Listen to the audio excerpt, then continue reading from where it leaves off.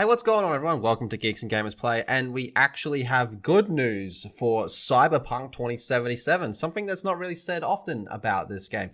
Now, I bought this game on PlayStation 4, and I was one of the people that got a refund from it because it was fucking unplayable. No two ways around it. And this, of course, comes off the fact that they said that the game ran surprisingly well over on the older generations of consoles, so that was a total lie.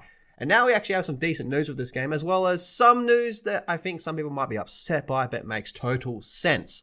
So CD Projekt fully committed to Cyberpunk Beyond 2077 sole expansion. So CD Projekt has said that it remains fully committed to building the Cyberpunk IP, following the news that it was only planning a single expansion for 2077.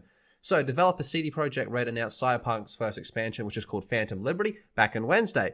It later said the DLC was coming to PC, PS5, Xbox Series X and S, and Stadia in 2023. That is the only planned expansion for Cyberpunk 2077.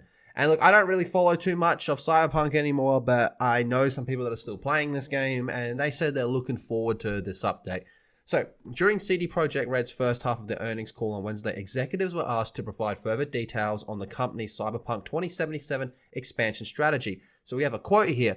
On the question on further expansions of Cyberpunk, we decided to develop one major expansion for Cyberpunk, which is going to take advantage of all the capabilities of the new generation consoles.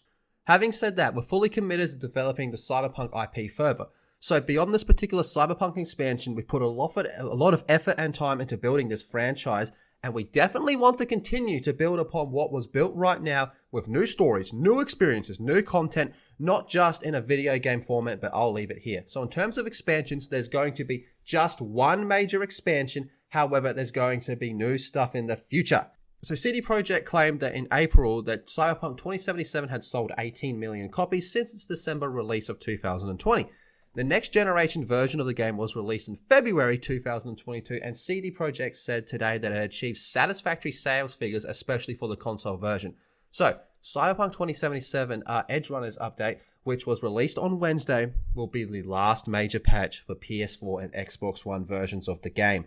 Now, that might be some bad news for people that play this game over on those older generation of consoles. I don't know how many people still do because they're unplayable on those consoles.